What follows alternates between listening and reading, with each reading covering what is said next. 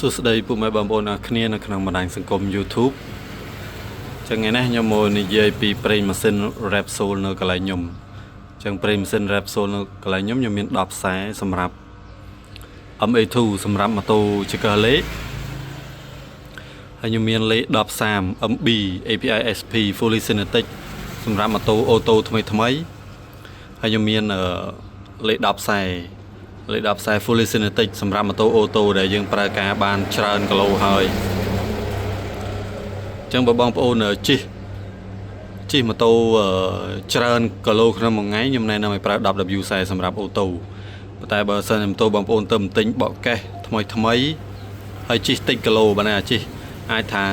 50គីឡូចុះក្រោមក្នុងមួយថ្ងៃអញ្ចឹងខ្ញុំណែនាំឲ្យប្រើលេខ1030អញ្ចឹង API ដល់ចំណិនចុងក្រោយ SP ហើយ Fully Synthetic ទៀតហើយសម្រាប់ចង្កឹះលេខក៏ Fully Synthetic ដែរចង្កឹះលេខ 10W ខ្សែខ្ញុំអត់ទាន់បានយក1030ម៉ូទេប្រហែលជាតិចទៀតខ្ញុំយក1030 Fully Synthetic ម៉ូដែរ MA2 អញ្ចឹងអានេះសម្រាប់ម៉ូតូអាសង់ឬក៏ម៉ូតូអាកុបម៉ូតូអាវេវអីត្រូវហើយអញ្ចឹងនៅកន្លែងខ្ញុំមានប្រេង Repsol 3លេខហើយនឹងអូតូ2លេខហើយនឹងចង្កឹះលេខ